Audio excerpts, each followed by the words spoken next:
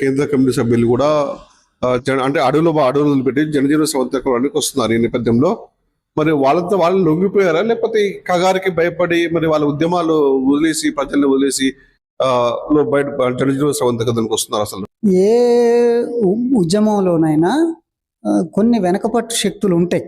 మనం మన మన కాలంలో కేసీఆర్ ప్రారంభించినటువంటి తెలంగాణ సాధన ఉద్యమంలో కూడా కొంత దూరం ప్రయాణం చేసి ఆల నరేంద్రలు మిగతా వాళ్ళు ముఖ్యంగా ఉన్నటువంటి వాళ్ళు యూటర్న్ తీసుకోవడం, కొంతమంది ఎమ్మెల్యేలు పోయి కాంగ్రెస్లో చేరడం, ఈ వెనకపట్టులు ఆటుపోట్లు అనేటటువంటి ప్రతి మూమెంట్కి ఉంటాయి.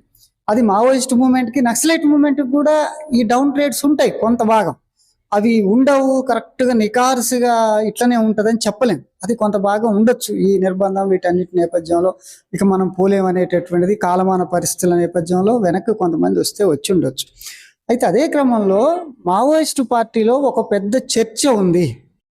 నక్సలైట్ పార్టీలని కూడా విప్లవోద్యమాన్ని ఏమంటానంటే, ఈరోజు మనం దెబ్బగాసుకునే డిఫెన్స్ స్థితిలో ఉన్నాం. ప్రజల్ని చైతన్యవంతం చేసి ఇంకాస్త ప్రజల మొబిలిటీని పెంచిన తర్వాత ప్రజల ద్వారా ఈ ఉద్యమాన్ని ముందుకు తీసుకెళ్లాలి తప్ప ఇప్పుడు అది ఆ స్థాయిలో లేదు.